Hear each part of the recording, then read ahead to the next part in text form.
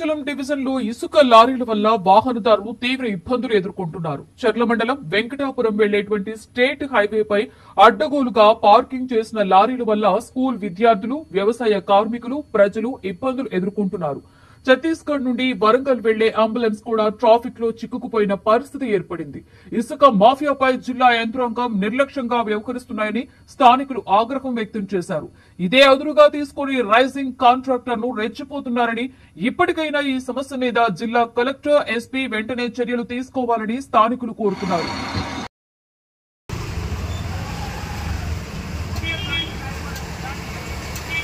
ముసలి Satish, CPIML new democracy party Bhadrachalam division కార్యదర్శిని.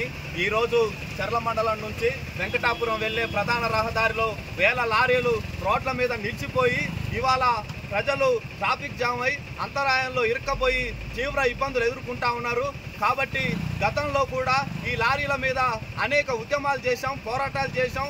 అయినా కూడా రోడ్ల మీదనే లారీలు నిలుపుతా ఉన్నారు. ఈ రోడ్లు ఏమన్నా రేజింగ్ కాంట్రాక్టర్ల బాబులే అని చెప్పి ఇవాళ అడుగుతా ఉన్నాం. ఈ అధికారులు ఎందుకు సోద్యం చూస్తా ఉన్నారు, ఎందుకు రోడ్ల మీద లారీలు జీపేయట్లేదని చెప్పి ఇవాళ సిపిఐఎంఎల్ న్యూ డెమోక్రసీ పార్టీకి అడుగుతా ఉన్నాం. గత 3 రోజుల క్రితం ఇట్లాగే ట్రాఫిక్ జామ్ అయిపోయి అంబులెన్స్ లో ఒక మహిళ గర్భవతి నొప్పులతో బాధపడుతుంటే ఈ అధికారులు మాత్రం వచ్చి లారీలు తీపించినట్టు పరిస్థితి అయితే లేదు.